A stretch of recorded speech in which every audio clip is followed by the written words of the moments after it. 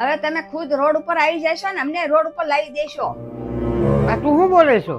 તમે જે નોકરી કરતા હતા એ પૈસો ભેગો છો, એ બધો પૈસો તમે આ ધંધામાં નાખી દીધો અને જે કઈ આ વસ્તુ બધી લાવ્યા છે એ કોઈ તમારી આગળ ખરીદવા આવતું નથી.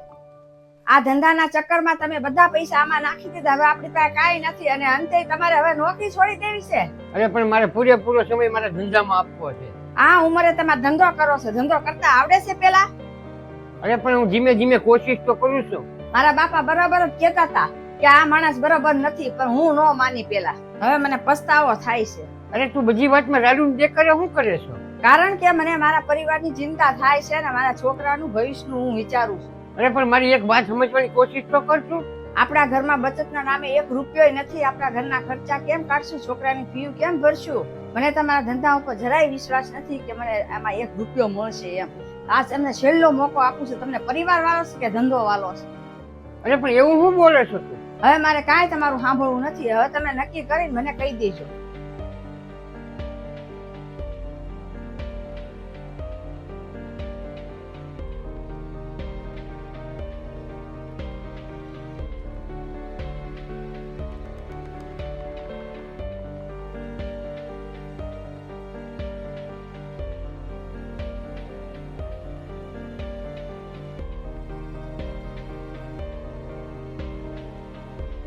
સાંભળો ને, મારે એક તમને વાત કેવી છે. આજે રહેવા દે. આજે હું ટેન્શનમાં બહુ છું. હું આજ તારી નહીં બાજી શકું. હું તમારી યાર બાંધવા ન થાય. હું તમને કાંઈક કહેવા આવી છું. હું છે ને આજથી છે ને ઘરે ઘરે રસોઈ કરવા જવાની છું. પણ શું લેવા? આજ મેં મારા ભાઈ હારે વાત કરી ફોન ઉપર. એટલે મારા ભાઈએ મને સમજાવી ધંધા વિશે. એટલે મને ખબર પડી કે ધંધો કરવો કાંઈ હેલો નથી. આટલું તો મને સમજાઈ ગયું કે ધંધામાં પૈસા આવશે, પણ હજી થોડીક વાર લાગશે. પણ તમારે નોકરી કરતા ધંધામાં વધારે ધ્યાન દેવું પડશે. તો મેં નક્કી કર્યું છે કે ઘરે ઘરે રસોઈ કરવા જાવ અને ઘરનો ખર્ચો થોડોક હું ઉઠાવું તો તમને થોડીક મદદ રહે. કાંઈ વાંધો નહીં. મારી વાત તો તને ગળે ઉતરેલી અને તારા ભાઈની વાત તો ગળે ઉતરી. મને માફ કરજો. હું તમને સમજી ન હતી તમે કેટલા દબાણમાં હતા. એક તો તમને કોઈ સાથ સહકાર દેતું નહોતું. બધો પૈસો આમાં નાખ્યો ધંધામાં. ધંધો હાલ્યો નહીં. તમે નોકરી મૂકી દીધી. હવે તમે મને માફ કરી દેજો.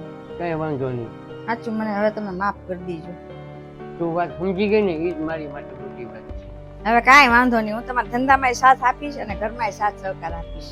હા.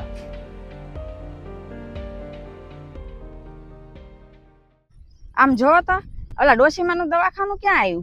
ડોશીમાનું દવાખાનું આજુબાજુમાં કઈ સરનામું આપ્યું છે? ના ના, ડોશીમાનું દવાખાનું મહિલાનું સાંભળ્યું છે, પુરુષોનું સાંભળ્યું છે. ડોશીમાનું ક્યાં આગળ? હું એકલા બકબક કરો છો? જોયું હોય તો મને કયો ને. ડોશીનું દવાખાનું થોડુંક આવે, બતાવતો મને. હાલ્યો. અરે ગાંડી, આ ડોશીનું દવાખાનું નહીં, આ ડોક્ટર સીમાનું દવાખાનું લખ્યું છે.